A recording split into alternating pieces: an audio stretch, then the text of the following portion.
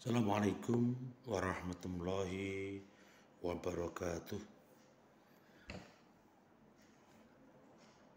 Alhamdulillah, gimana kabar? Sehat selalu? Baik, kawan-kawan, teman-teman yang masih setia dengan Sukamto Sastro di Mejo Channel. Channel kami sekedar kami sampaikan barangkali sekedar setetes hikmah yang bisa bermanfaat bagi umat. Maka channel kami punya slogan, di setiap peristiwa pasti ada sketsa. Di setiap peristiwa pasti ada cerita. Di balik musibah pasti ada hikmah. Nah, kami mencoba mengambil setetes hikmah mungkin bermanfaat bagi umat. Kali ini akan kami bahas berihal tentang leadership atau kepemimpinan. Bagaimana pemimpin yang hebat, yang jos? Kami menggunakan filosofis kepemimpinan ala dulu. Ing ngarso sung tulodo, ing madya mangun karso, tuturi handayani. Nah, ini salah satu filosofis pemimpin yang ada. Jadi di depan memberikan keteladanan, di tengah membangun motivasi, di belakang melakukan dukungan. Ya. Kemudian yang kedua, ada konsep kepemimpinan begini. Seorang pemimpin harus memberikan keteladanan. Itu pasti. Kalau pemimpinnya tidak bisa jadikan teladan, akhirnya karyawannya, mungkin rakyatnya, ya akan mencibir. Bahkan mungkin akan mencaci maki di belakang. Maka uswatun hasanah itu yang terpenting. Contoh yang baik itu yang terpenting. Seperti Rasulullah Muhammad SAW.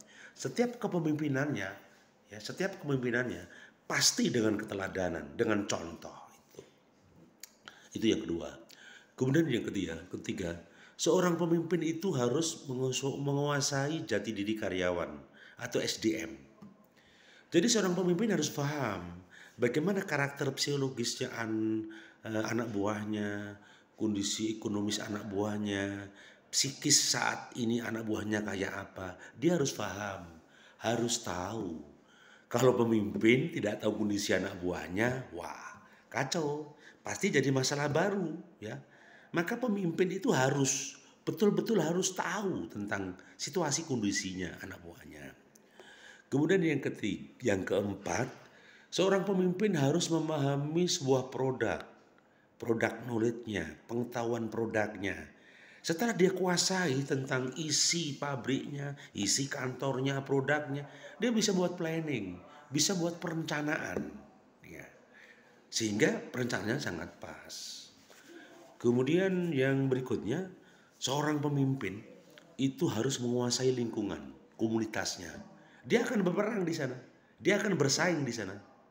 Kalau dia tidak kuasai komunitasnya, lingkungannya, dia dipastikan gagal, dipastikan tidak berhasil. Nah, kemudian yang terakhir, pesan saya seorang pemimpin harus berani motivasi dan aksi. Kalau anak buahnya bermasalah, dia harus turun membantu aksi tersebut. Harus ada solidaritas, harus ada empati, harus ada peduli. Tanpa itu, maka kualitas nilai kepemimpinan ya akan diremehkan dan tidak akan dipandang. Itu teman-teman sekedar untuk saling memotivasi dan saling memberikan referensi. Terima kasih atensinya dan ditunggu subscribe-nya, tekan tombol lonceng biar bisa mengikuti undian hikmah kami yang berikutnya. Assalamualaikum warahmatullahi wabarakatuh.